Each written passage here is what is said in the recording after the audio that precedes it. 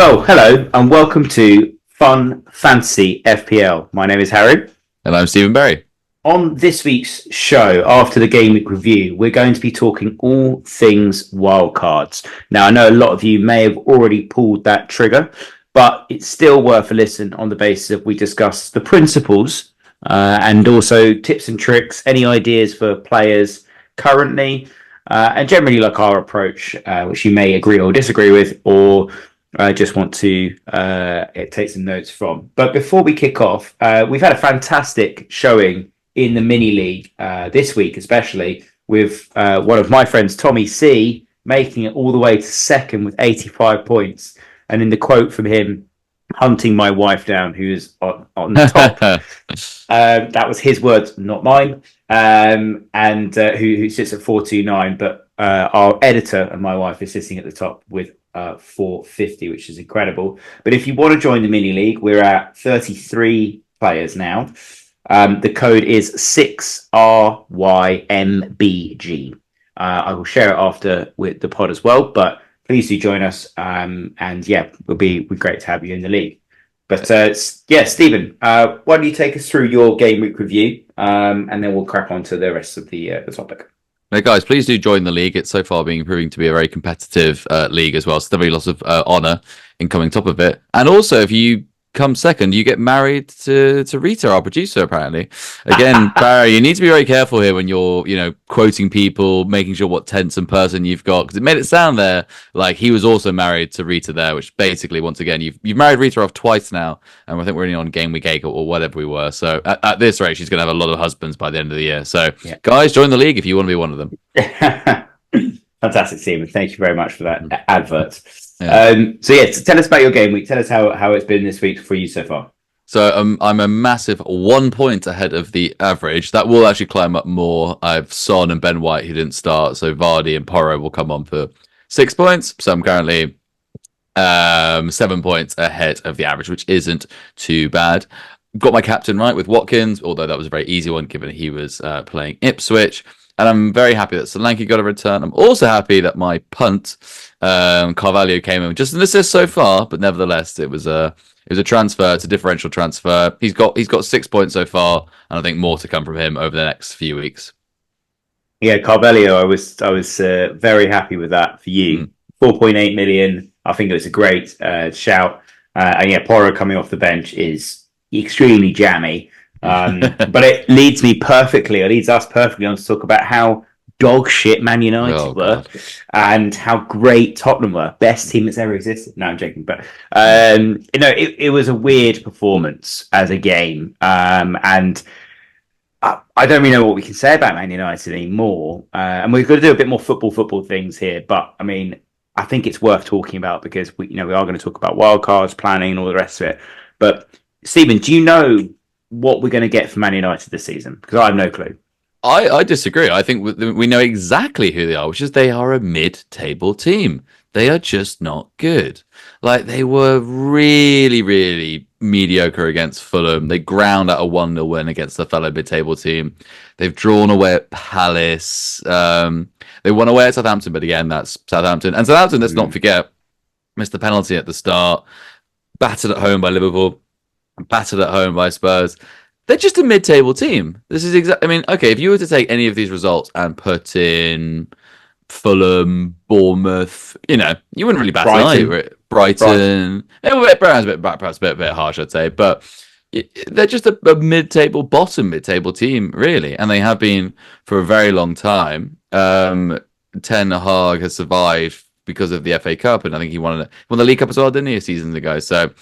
And also just Man U, I think the Man U board as well know. I know they've got new owners now and stuff like that, but they also know that the manager is quite a good lightning rod for them.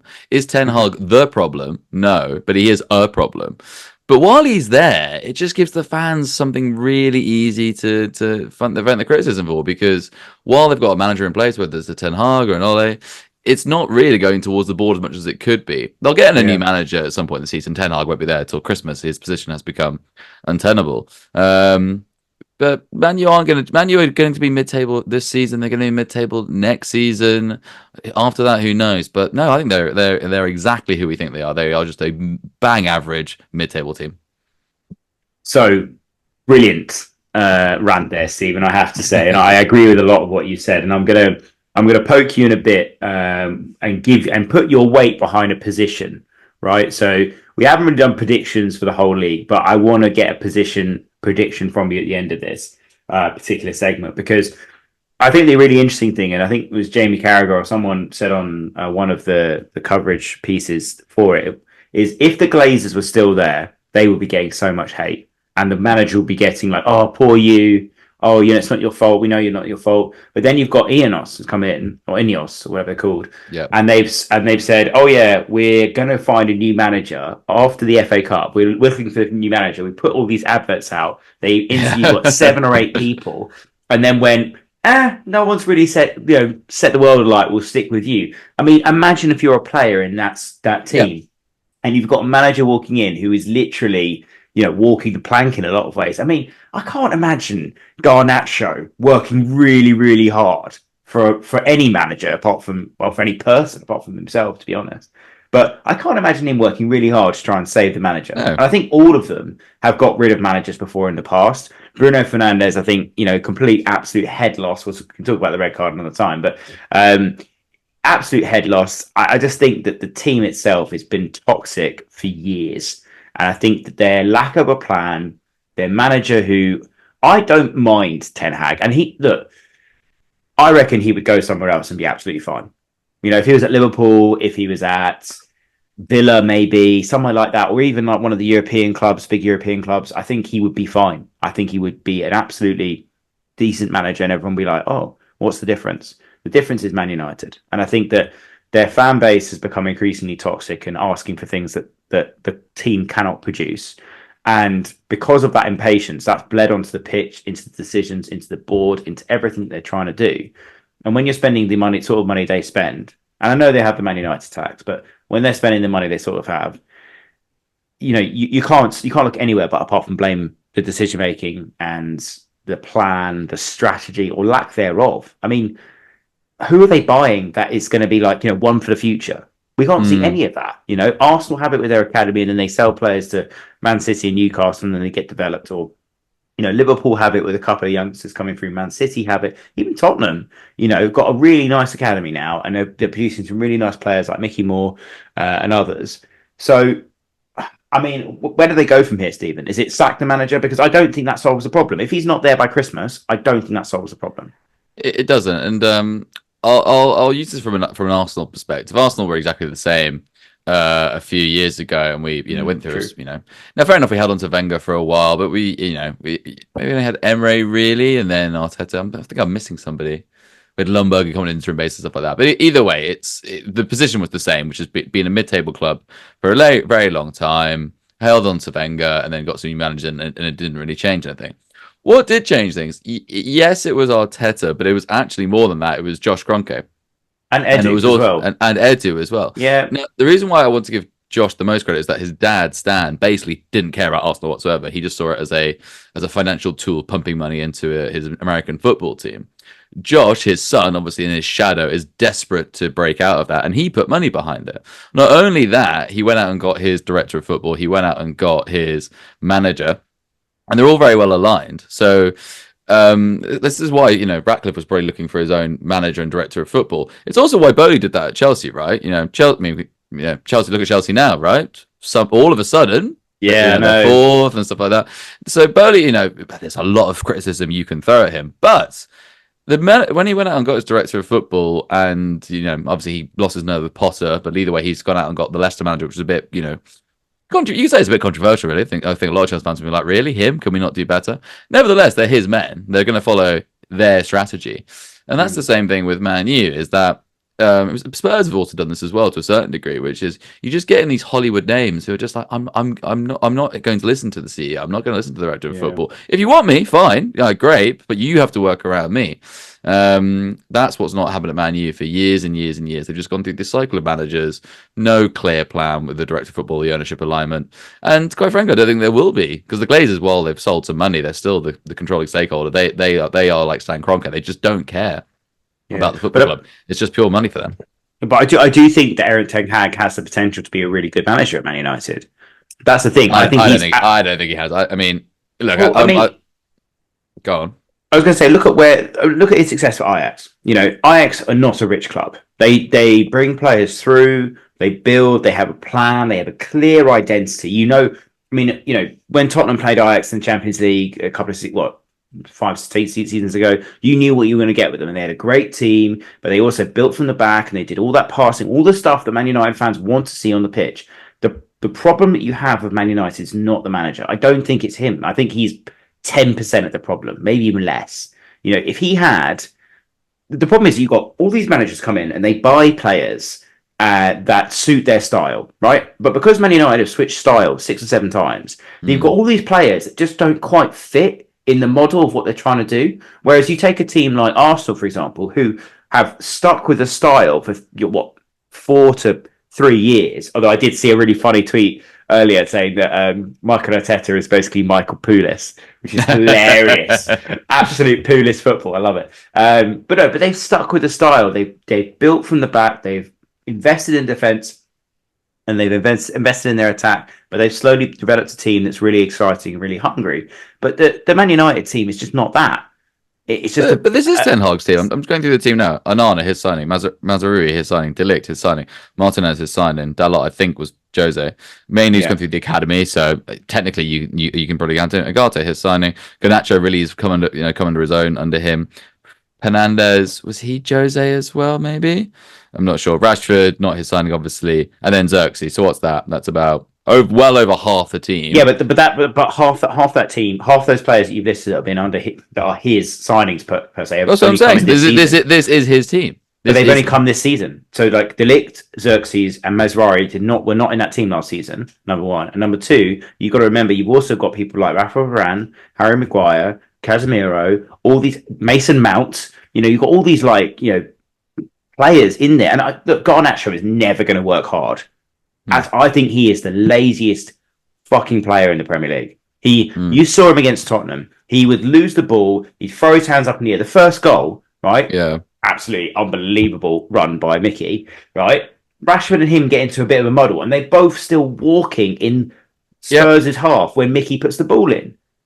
Like, you look at the opposite. You've got Brendan Johnson, who's clearly had a point to prove for the last couple of weeks.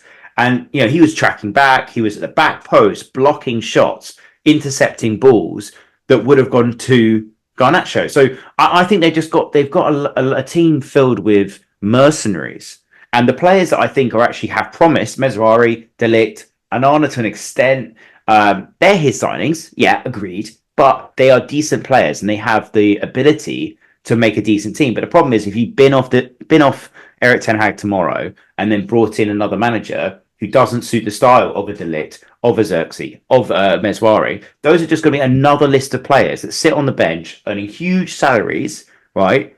And don't play, and then you have the same confusion and the muddle and everything else. The only way it works is if the next person they hire has a similar style. That's the only way it works. It's just it's kind of like an island of misfit toys. They all kind of don't work together because they are from different systems, different environments, different mentalities, almost ethoses of football. I think Ten Hag needs to do a much better job at putting in a plan than he has done. I agree with you though. He has he's got no backing from the board, therefore he's got no backing from the players. I think Man U fans call themselves Player Power FC, for example. So look, back to your question about you want to pin me on this. I think it really depends. Look, I think it really depends on what happens next at Man U. For example, if let's just say Ten Hag is there to the end of the season, I'm going to say they're going to come 10th, maybe 9th. They will get a new manager in. I don't know who that will be. Actually, are there any sort of big name managers you can go to now. Conte's reputation is probably gone. Zidane, I think his reputation is also probably gone. He's probably been out of the game too long. Are there any managers out there where you're just like, okay, it's just a very obvious Man U appointment? I can't think of one. I mean, it could be like a former player that comes in, stewards, something like that. I bet it works really well with Ollie. I don't know. I mean, okay, so I've written down 10th for you. You're thinking Man United finish 10th. I think you've been a bit harsh. I think they'll finish maybe 7th. I'm going to. I think they finish 10th if Ten Hag doesn't go. If they get in, let's just say a Conte, for example, somebody who has a lot of flaws, but will at least get the most out of his team for a few months. Next season will be a disaster, but that's not important right now. If they get in somebody like that, then I'll say they'll probably get closer to 5th. But if Ten Hag is into the end of the season, 10th. Okay, cool. So you've heard that here, folks. 10th. There's a lot of brutal. Do you know what? I'm gonna change that to 11th. There you go. Oh my goodness. Bottom half. The scenes. The Man United fans listening to this will be seething, if there are any that want to poke their head up, I suppose. But yeah. Look, by the way, I put them one above where they currently are now in 12th. So I'm actually being quite optimistic about their prospects, really. Yeah, Stephen, that's well, I actually did see somewhere if Bournemouth win tonight, and we should record. We should mention that we are recording this as Bournemouth and Southampton have just kicked off. So if Bournemouth win tonight, they go ahead of Man United. That's mental. Yeah, I think Everton have gotten more points in the last. I think it's something like 15 games or something like that. Yeah, I saw that stat. It's something like that. I saw they've got more points. They've got 21 points from 15 games, and I think Ten Hag's got 20 or something silly. Incredible. But anyway, so we've shat on Man United from a great height a bit too much there, but I'm just going to say that Tottenham were amazing, and it was great to see all the coverage on it because I think their performance like that has been coming. I think the Newcastle game we were a bit off it, but those are just about timings. But when we got our timings right in that game, oh my god, it was just delicious to watch.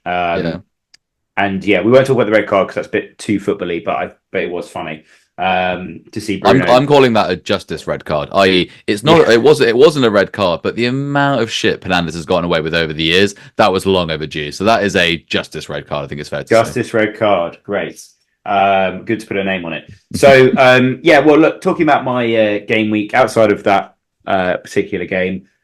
So I finally got a return from Robinson. Let me tell you, I was fist pumping hard in the air when that happened because the amount of times he's lost the clean sheet the last few minutes or so.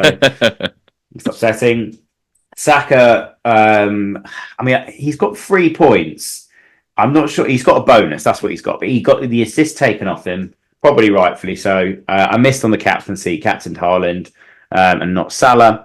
Nicholas Jackson got an assist, but of course the story of that game is Palmer's 4 goals. He also had 2 disallowed, which is mental. And then Buemo scored in the first minute, as Brentford love to do. And Rogers, finally got a goal. Got a goal. Perfect. But then, hurting my rank is definitely the Watkins points in that game. Overall, I'm not too upset with it. But the problem I have this week, as I alluded to last week, I have a rather terrifying potential in my defence. So my defenders, just going through it, I've got Robinson away at Man City. I've got Bednarek away at Arsenal. Then I've got Nico Williams, who for some reason has been dropped, away at Chelsea. I've then got Lewis Hall, who's 50-50 whether he gets in the team, away at Everton. And I've got Mikalenko at home to Newcastle. Now, I could probably get away with playing Hall, Mikalenko, and getting rid of Nico Williams for someone else. Maybe the Ipswich Davis, who I've been wanting to get for the longest time and should have had a hatful of assists. But it's leading me towards the wild card.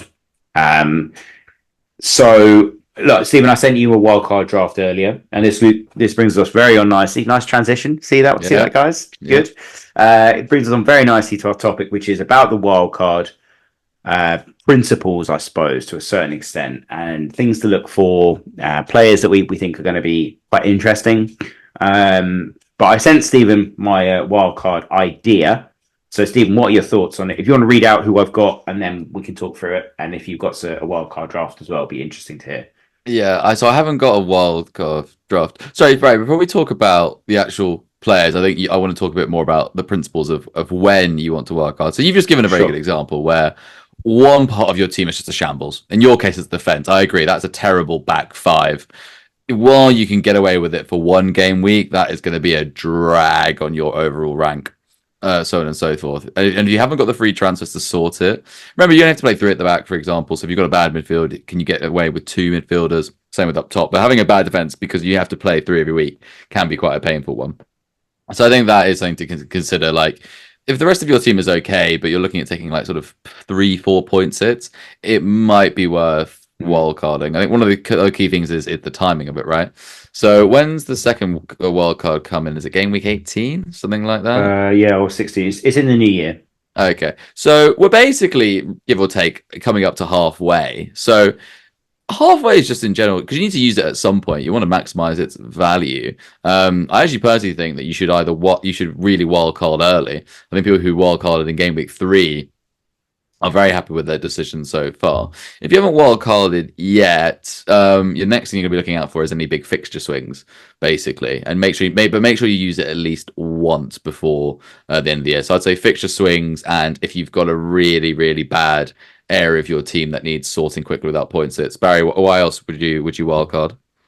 Yeah, I mean, I think fixture swings are a big part of my decision making, and I do think that it's worth, as much as obviously on this podcast we're all about, the rogue shouts and the daring. That's my part, Barry. transfers. You're not that part. You're different to me. I am different to you, Stephen, for sure. But I think when doing a wild card and when I'm building any team, I love to build from the back. So I've got to make sure I've got my defenders that rotate nicely so I don't get myself caught in this position. And to be honest, the reason why I'm in this position is because I broke from that ethos in pure panic because of some injuries and stuff earlier in the season. So build from the back. Once you get that defense solid, then looking for some cheapies, your Morgan Rogers, Emil Smith Rowe, players like that. And then bring in your premium. So part of this is also thinking about what premiums you want, what setup you want to go with. I think another principle within the wildcard world is to think about how your setup is currently. So right now I've got Salah, Saka, and Haaland. I've got what they might call a freemium. Now, if I wanted to change that and not have Salah, for example, doing it over a normal transfer is possible, but you have to bank transfers, and also they can become difficult. So let's say I decide I'm going to sell Salah, bring in Diaz and Palmer because I need to get that Palmer points, and then Salah goes off next week. Yeah, it's going to make you reconsider that, and therefore you're setting yourself up for a transfer you're not sure you're going to make anyway.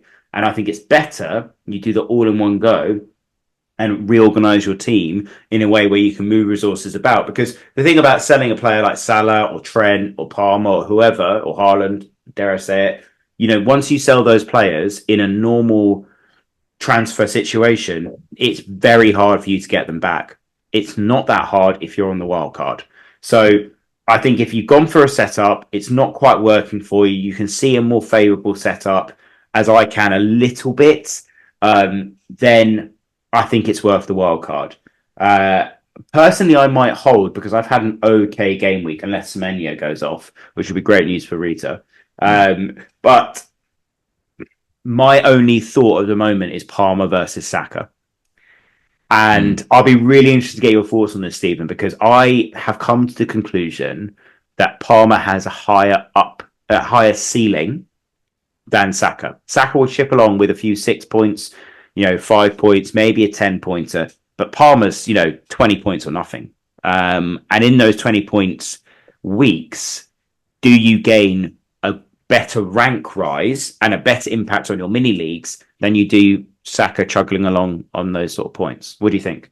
Yeah, and I think you're I think you're right to a certain degree. I think Palmer obviously has much better haul potential. He scored. That's the second time he scored 4 goals in a match, and I think Aguero's done it 3 times throughout his entire career. Palmer's already on 2, so that looks like a record he's going to smash. The reason why I think Palmer's very interesting now, so I think the thing about Palmer is a lot of people sold him for this game week, so there's a lot of broken hearts out there, and the reason being is that their fixtures are Fernando. Yeah, shout out to him, one of his many terrible opinions. So I think the reason why they did that though is because people were worried about their run-in. So they had obviously Brighton, Forest, whatever, but then they got Liverpool. They got a few tough fixtures. I think for a Chelsea and also for a Palmer, that's actually not a bad thing. The reason why he did very well against Brighton is because they had they went out them and they had a high line, lots of space. Okay, are Liverpool going to play with the exact same high line? No, but either way they'll go at them. And for someone like him, he needs space. He needs room for the counter basically. So, and I think I said this, and I hope I said this on record, otherwise it's meaningless. But he's sort of an ideal FPL player, which is it doesn't really matter how badly the team is playing around him; he'll still get points. Now he's playing in a team that seems to be doing quite well. He's got lots of pace around him. He's the main man. He looks really, really interesting. And I think, and also Chelsea aren't in Europe at all, are they? Or are they in the UEFA Cup or something? Well, they're Europa, or the conference.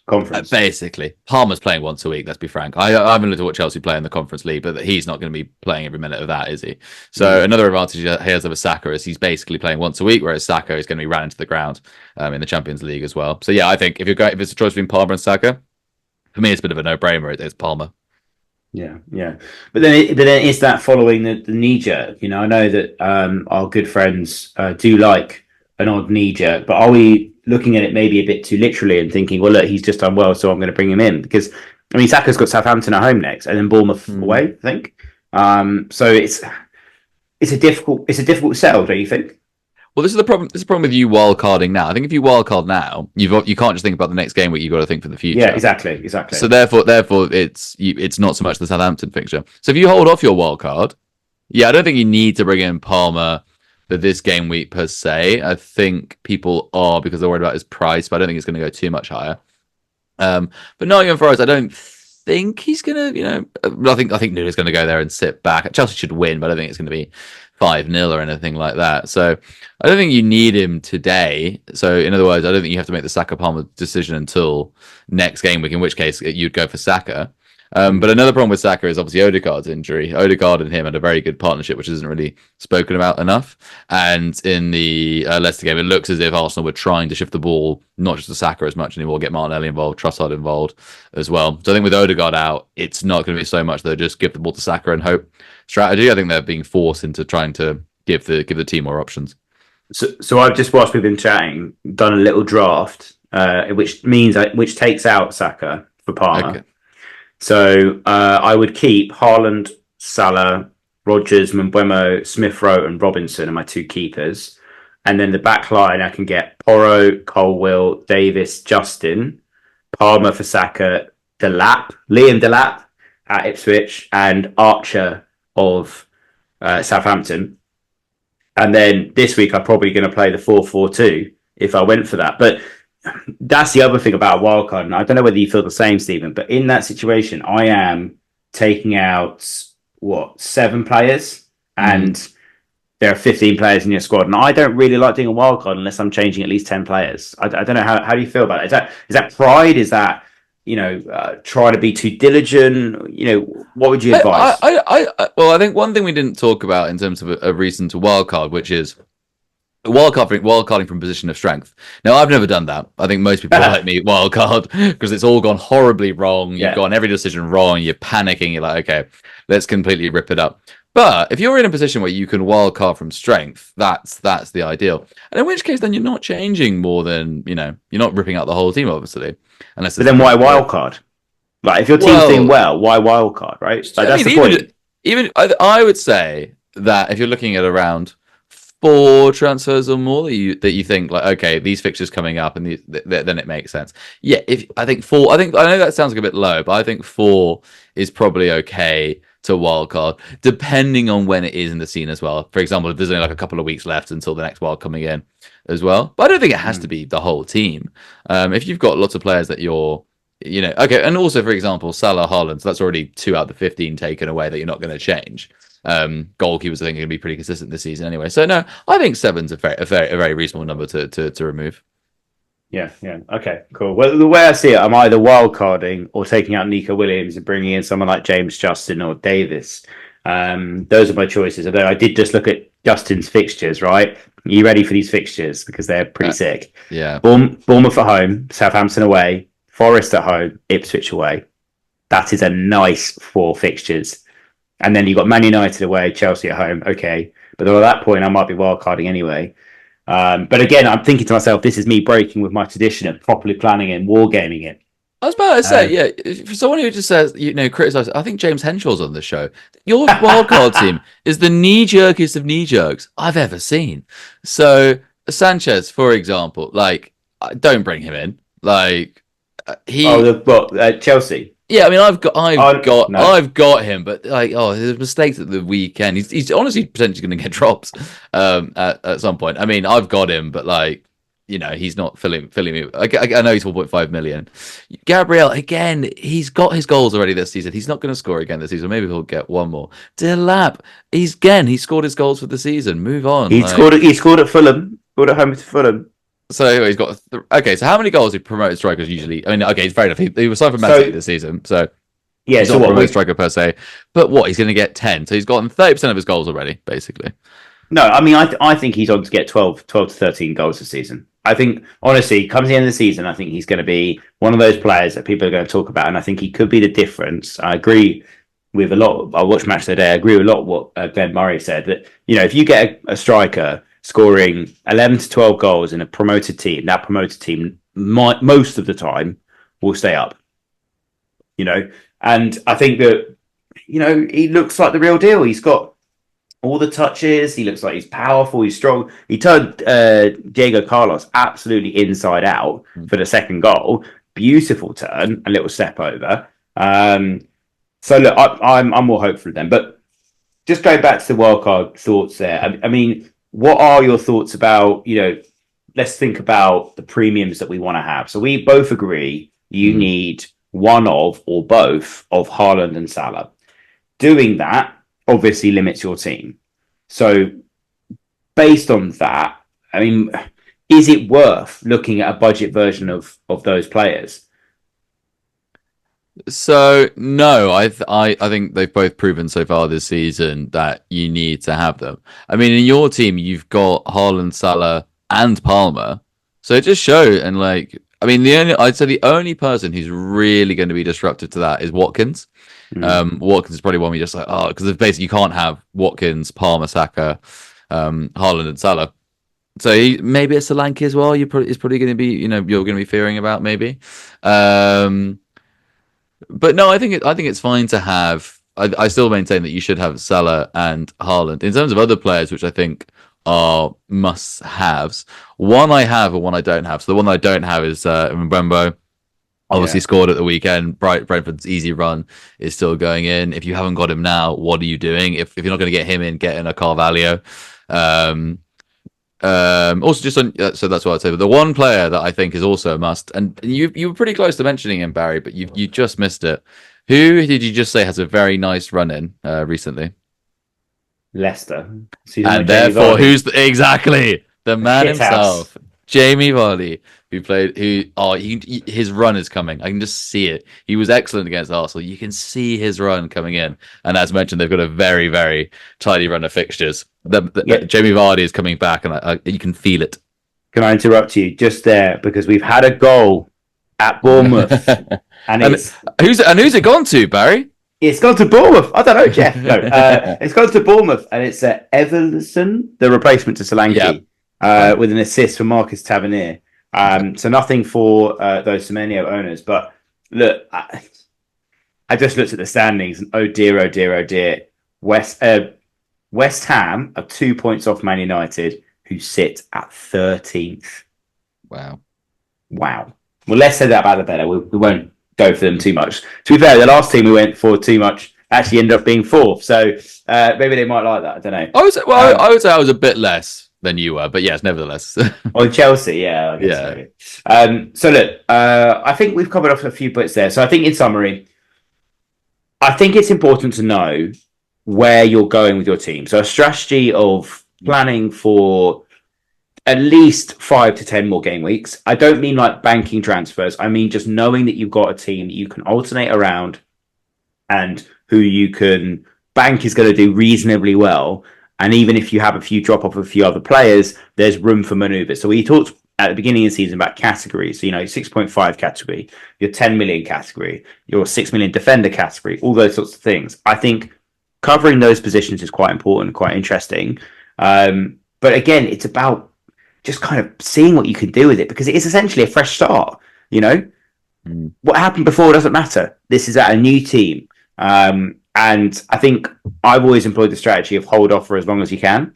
But again, I don't be stubborn to that. If you think that your team is just not firing, you don't see the light at the end of the tunnel, change it up. Let's have a look. Let's see. But I do think that having Salah and Haaland in there is a must. Build a team around it with cheapies, and then add a few punts in there as well. But punts that you can get off if it's not working for you. I mean, I'd love to have Watkins and Haaland up top. I think that'd be quite an interesting differential because I don't think many people have both of those. No. Yeah, it'd be interesting. Yeah, it'd be interesting. Yeah, probably less. You would think less than probably 2%, maybe a bit higher than that, but yeah, not many. So yeah, but I think we've got some interesting players. And look, in terms of players that we've singled out, I mean, obviously we talked about Palmer. That I think it's worth it. I honestly do. But don't rip up your team too much for that. I think in the back, Trent, Gabriel, Davis, Porro, or Ndoggy, although I noticed that Ndoggy went off at half time. For Spurs, strikers. Can I criticize you on Gabriel? As I said, that's a very knee jerk. He's scored his goals. I'm shocked that Timber didn't go up in as much value as he did, especially with Ben White's injury. Got the assist as well. Yeah, so I mean, I saw he's still at 2% ownership, which I think is bizarre. Timber is definitely one you want to get in. Timber and Saliba for me are the key Arsenal defensive assets to have. But anyway. Yeah. Okay. Fair enough. I think Timber's a good shout. I also mentioned this in the last pod, but David Raya, I think it's interesting. If you don't have a Arsenal defender, he seems to be getting quite a lot of save points. I like that idea, but maybe I'm more rigid of the 4.5 and rotate model. And then strikers. Stephen, obviously you mentioned Jamie Vardy. Who else would be in your thoughts if you were wildcarding this week? I'll look at the strikers in a second. On the defensive options, I think also I saw that you bought Van der Ven on a wild card. Again, another knee-jerk decision. There are so many better 4.5 players. Colwill at Chelsea, for example. Yeah, true. He's starting every week. If you want to be a bit more of a punt, Eight Nori is got gone a goal, down 4.4 million. Yeah. Yeah. And he's actually a very, very good player. Wolves are, I think Wolves are bottom of the league now, actually, maybe. But they've had Arsenal, Liverpool, Chelsea, so not the easiest of starts. Wolves players in general, I think, would be quite interesting. So Kuna would be an option up top. I think Wolves are now over the worst of it, and they didn't get battered. I mean, it was only 2-1, but I think like they had some moments against Liverpool. So yeah, they've not really been dominated, I don't think, in any of the games, apart from maybe the Chelsea game. But, even the Arsenal game, opening game of the season was only 2-0. But now they've got Brentford or Man City, or not sure about that. Brentford, Man City, Brighton, Palace, Southampton, Fulham, Bournemouth, Everton. So they're running into a nice little run there. But they have had a rough start. I did notice that, is it Lamina was coming off the pitch crying after the game at the weekend. That's a big loss. Palace as well. They're in that relegation battle now. Apart from Southampton, the other two promoted clubs are out of the bottom three, and Palace has replaced them there. So I'm a bit worried about them. No, but yeah, Palace will do what they always do, which is they have a little bit of ambition, panic, and then they'll get in Roy Hodgson again. He'll keep saving them. I was drinking my Smirnoff Ice then. Yes, listeners, I am drinking Smirnoff Ice. It's the only alcohol I could find in the house. It wasn't strong liquor. But yeah, I quite like the Wolves forwards. Kuna 6.5, but Strand Larsen seems to start as well for them. He's only 5.5 as well, the cheap options. I think Wolves players are quite good. Timber, as I've already mentioned, Jamie Vardy, base 4.1 million. He's somebody he starts for Leicester and he's 4.1 million. What's not to like? I'd say they're my shouts for this week. We're at midfield. You don't fancy the likes of Luis Diaz, people like that. I've actually made 2 transfers. Oh, I actually forgot my other transfer news, which is who's also going to be my captain. So I've done Son and Foden to Palmer and Leandro Trossard. I've brought him in as well. Wow. I just think he's always just going to get something. He's playing as the number 10 role for us now. We have Southampton at home next. We've got a pretty good run in. Odegaard, I think, is out for another few more weeks. He's 6.9 million. I think he's just going to quietly accumulate points, and for that price, that's all you really want from that sort of player. I think than Solanke, for example. I think that's a great a great series of transfers, and it concerns me a lot that you now got Palmer. And definitely it's motivating me to revisit the rule of us not having the same team because I really want Palmer. But Yeah, anyway, if you want Palmer, it's okay. You can go for it.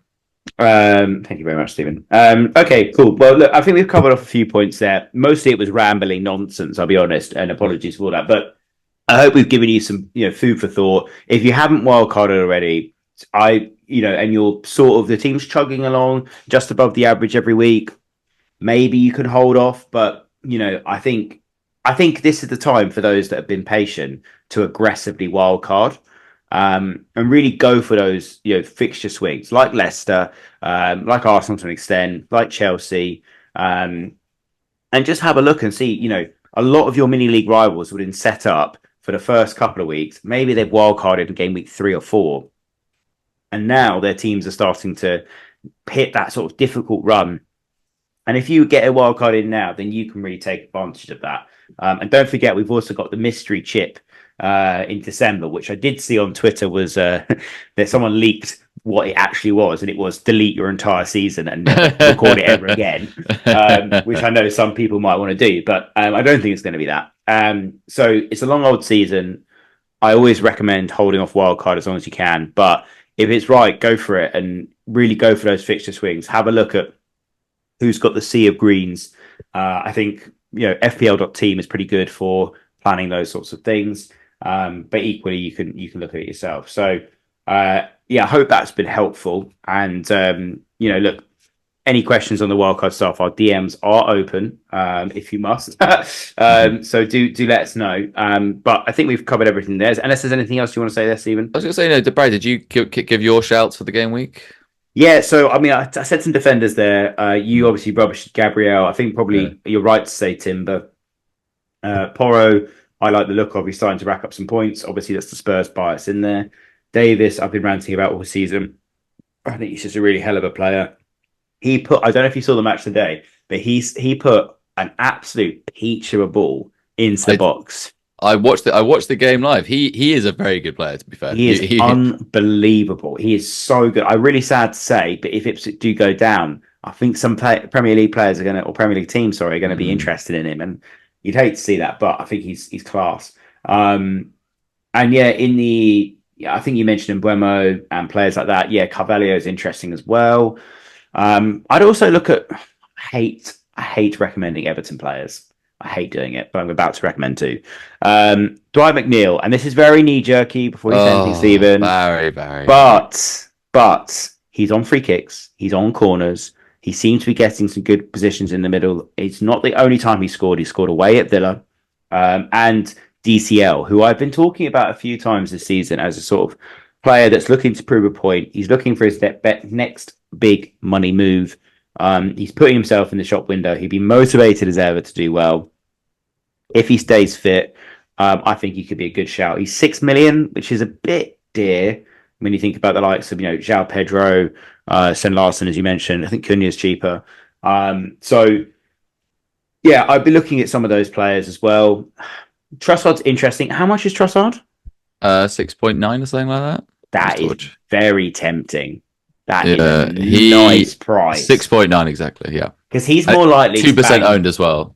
Yeah, he's more likely to bang than Saka, I think. He's got a higher ceiling than Saka in individual game weeks. There's going to be game weeks where he gets you nothing.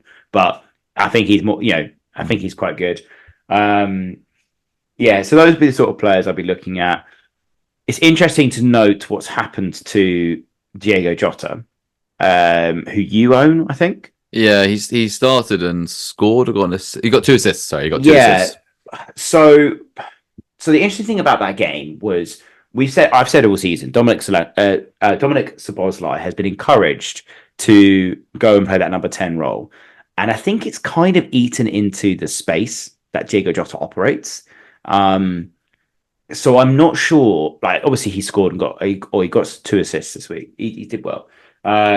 So I'm not sure what to say about someone like Diego Jota. But if you watch the game and he pleases the eye test, I think he's worth a punt as well. So those would be my sort of punts to look at. Maybe Dominic Solanke as well. He's on the brain. So there's a range of players in there. But, do what's right for your team. Make sure you plan and you'll be fine.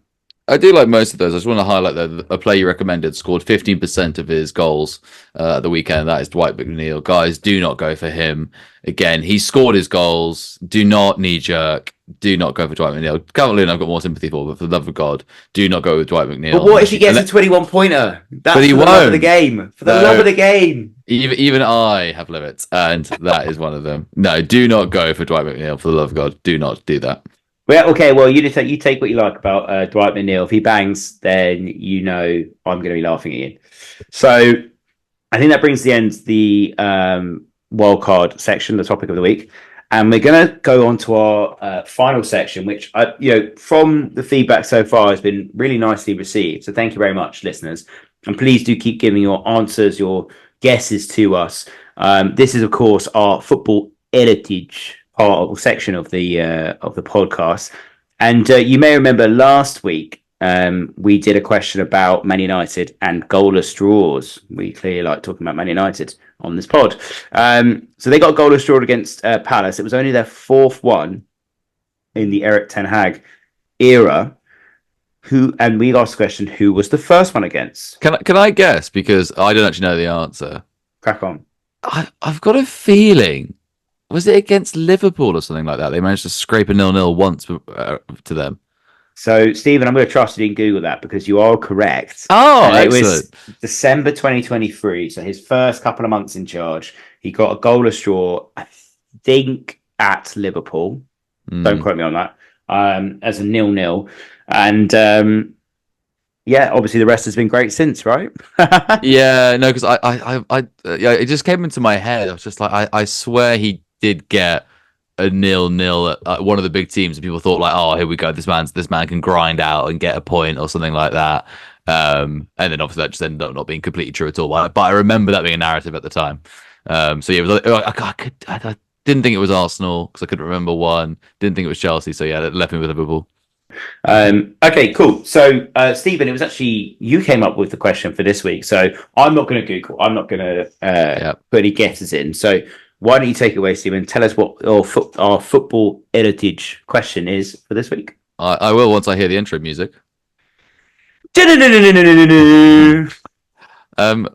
Which Sell myself. Yeah. So the IFAB are for those who don't know, they're the ones who are responsible for the rules of the game. There are 4 countries whose FAs, football associations, are parts of IFAB. Who are those 4 countries? So yeah, there are 4 countries who are on the IFAB board. Basically, there are 4 FAs who set the rules for football globally. So no matter where you are in the world, these 4 FAs are very, very powerful in how the rules of the game are set. Do you know who those 4 countries are? Cool. Great question, Stephen. And obviously that's related to a lot of controversy at the weekend. When isn't there, I suppose, about decisions and all the rest of it. And I'm sure Tim, is it Michael Howard? No. What's the not Michael Howard?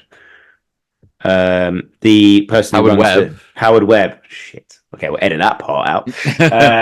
Yes, I think it's Howard Webb. He'll come out and talk about things like this. But yeah, look. Great question, Stephen. So it's with that, listeners, that we'll conclude this podcast for this week. I hope you've enjoyed it. Thank you for sticking with us. And yeah, as always, play it your way. It's just a game. Have a good time. And any crazy punts that come off, please do share them. We love to hear them. Thanks, guys. Thank you. Can you smell that? Can you smell the regret? I really hope Rita can edit this out.